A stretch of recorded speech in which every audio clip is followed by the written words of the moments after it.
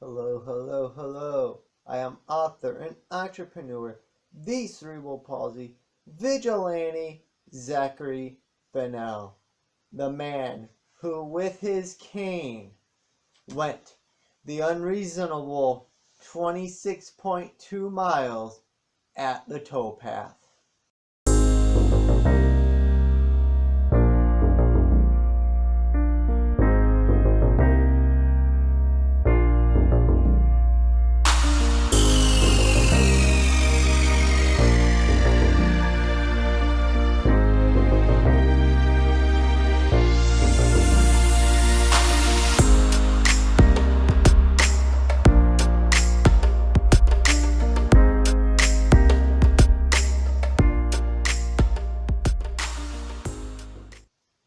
Today, I answer your questions about my marathon journey. First question.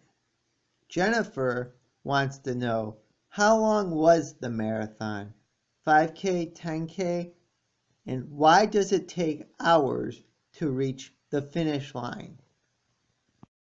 That's a very fitting two-part question, Jennifer, because the answer to the first part gives way to the second answer. A marathon is 26.2 miles. To give you an idea of exactly how long that is, a 5K is 3.1 miles and a 10K 6.2 miles. So a marathon is roughly 8.5 5Ks or 4.25 10Ks. Even the fastest person takes hours to get to the finish line because you need to pace yourself. If you go too fast, too soon, you risk exhausting yourself out and becoming dehydrated, among other consequences.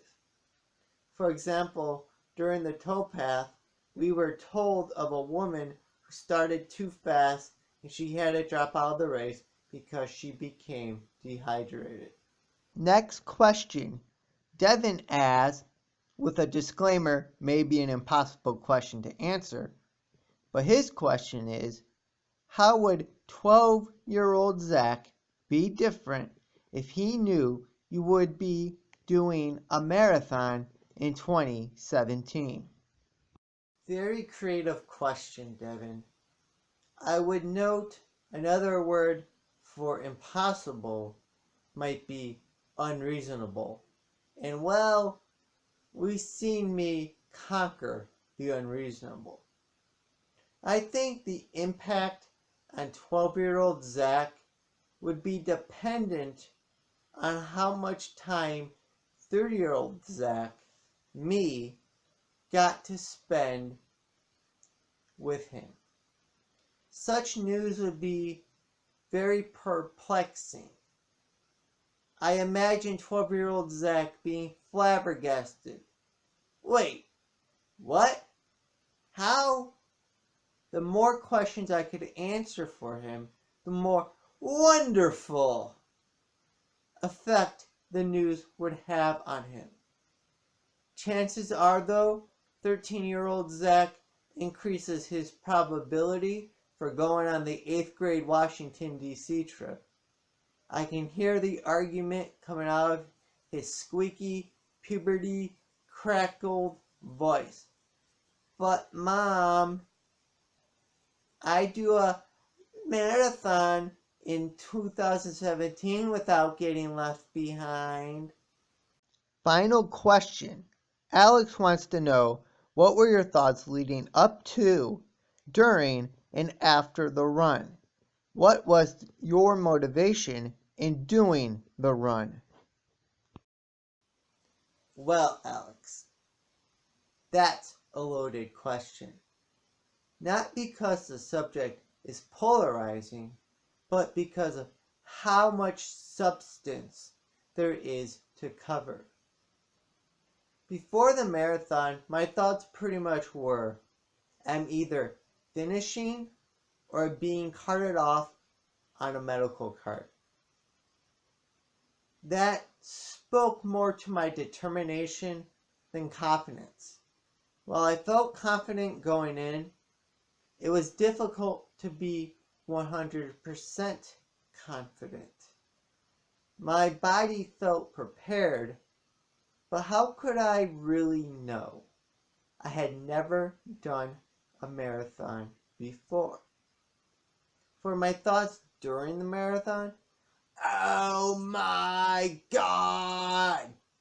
That line from Impractical Jokers served as James and mine rally cry whenever things got difficult. Tim Wambach from Handicap This recommended to keep smiling and laughing. That did the trick. The humor was well needed. Early on, around 10 miles, when my ankles started tightening, I kept telling myself, it's too early for this. And keep going. Really, the thought was simple. To keep going, to keep moving. After crossing the finish line, my mind was jumbled with many thoughts and emotions. I felt grateful to Kathy Cole and everyone from Towpath who stuck around to give me the opportunity to finish. After all, I did finish 3+ hours after the course officially closed.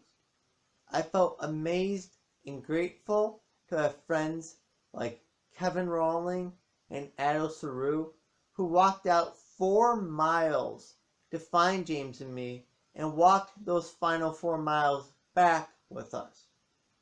James. I owe him so much. He believed I could do this long before I believed I could do this. Yet I know if he was here right now, James would say, it was all you. And it was my perseverance that made the unreasonable seem a lot more reasonable. James and I saw a number of individuals quit or need to be carted off for medical attention. Individuals who, unlike me, have no physical disabilities.